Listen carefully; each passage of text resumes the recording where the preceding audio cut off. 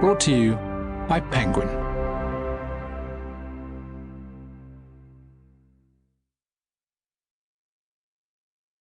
A Burnt-Out Case by Greene. Read by Richard Morant. To Dr. Michel Lechat.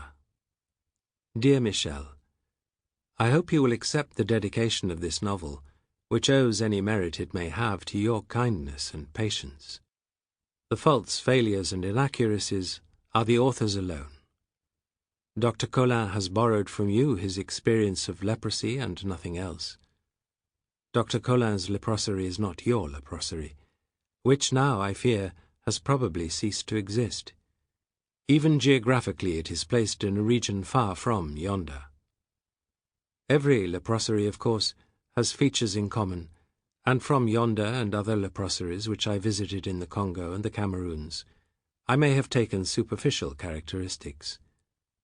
From the fathers of your mission, I have stolen the superior's cheroots, that is all. And from your bishop, the boat, that he was so generous as to lend me for a journey up the Rookie. It would be a waste of time for anyone to try to identify Querry, the Rikas, Parkinson, Father Thomas. They are formed from the flotsam of 30 years as a novelist.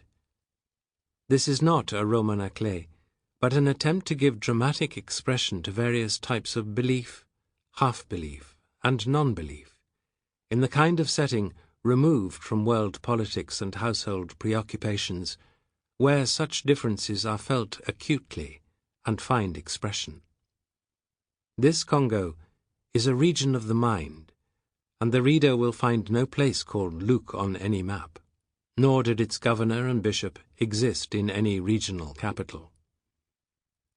You, if anyone, will know how far I have failed in what I attempted. A doctor is not immune from the long despair of doing nothing well, the cafard that hangs around a writer's life. I only wish I had dedicated to you a better book in return for the limitless generosity I was shown at yonder by you and the fathers of the mission. Affectionately yours, Greene.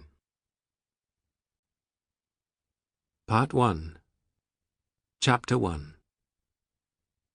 The cabin passenger wrote in his diary a parody of Descartes. I feel discomfort, therefore I am alive. Then sat pen in hand with no more to record. The captain in a white soutane stood by the open windows of the saloon reading his breviary. There was not enough air to stir the fringes of his beard. The two of them had been alone together on the river for 10 days. Alone, that is to say, except for the 6 members of the African crew and the dozen or so deck passengers who changed almost indistinguishably at each village where they stopped. The boat, which was the property of the bishop, resembled a small battered Mississippi paddle steamer with a high 19th century forestructure, the white paint badly in need of renewal. From the saloon windows they could see the river before them unwind, and below them on the pontoons the passengers sat and dressed their hair among the logs of wood for the engine. If no change means peace, this certainly was peace, to be found like a nut at the centre of the hard shell of discomfort. The heat that engulfed them where the river narrowed to a mere 100 metres, the shower that was always hot from the ship's engine, in the evening the mosquitoes, and in the day the tsetse flies with wings raked back like tiny jet fighters. A board above the bank at the last village had warned them in 3 languages, "Zone of sleeping sickness.